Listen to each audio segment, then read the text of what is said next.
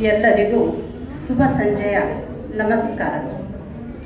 ನನ್ನ ಕವನದ ಶೀರ್ಷಿಕೆ ಕನ್ನಡದ ಸ್ಥಿತಿಗತಿ. ಕನ್ನಡದ ಸ್ಥಿತಿಗತಿ. ಓ ಯುವಕರೇ, ವಿಶ್ವದಲ್ಲಿಯೇ ಅತಿ ಶ್ರೀಮಂತ ಭಾಷೆ ಎಂದರೆ ಕನ್ನಡನೇ.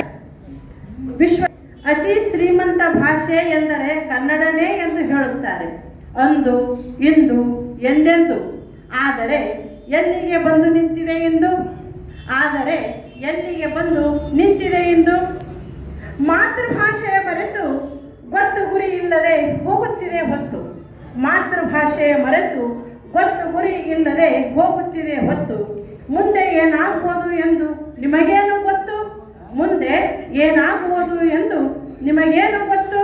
ಕನ್ನಡದ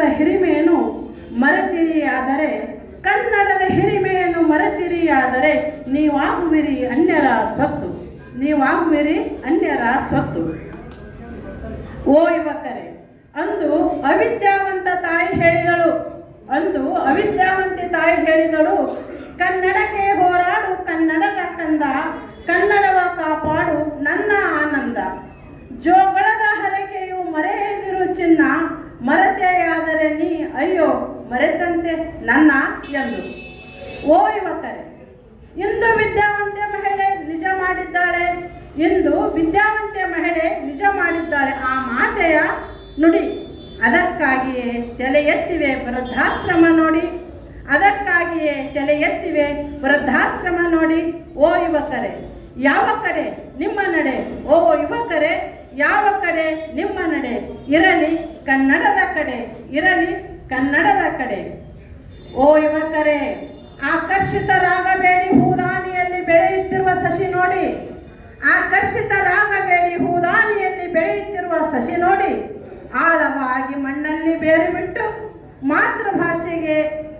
ಆಳವಾಗಿ ಮಣ್ಣಲ್ಲಿ ಬೇರು ಬಿಟ್ಟು ಒಗ್ಗಟ್ಟನ್ನು ಸೃಷ್ಟಿಸುವ ಕಲೆ ಮಾತೃಭಾಷೆಗೆ ಮಾತ್ರ ಉಂಟು. ಮರೆತಿದ್ದೀಯಾದರೆ ಕಳೆದುಕೊಳ್ಳುತ್ತೀರಿ ಮಾತೃಭಾಷೆಯ ನಂಟು. ಕಳೆದುಕೊಳ್ಳುತ್ತೀರಿ ಮಾತೃಭಾಷೆಯ ನಂಟು. ಓ ಸಹೃದಯ ಯುವಕರೇ, ಮಾತೃಭಾಷೆಗೆ ಅನ್ಯಾಯ ಮಾಡದಿರಿ. ಆದರೆ ಅಪ್ಪ ಅಮ್ಮ ಸ್ವದೇಶಿ, ಮಕ್ಕಳು ವಿದೇಶಿ. ಕನ್ನಡ ಆಗುತ್ತಿದೆ ಅಧೋಗತಿ. ಇದರ ಅಳಿವು ಉಳಿವು ನಿಮ್ಮನ್ನೇ ಅವಲಂಬಿಸಿದೆ. ಅಂದು ಇಂದು ಮುಂದು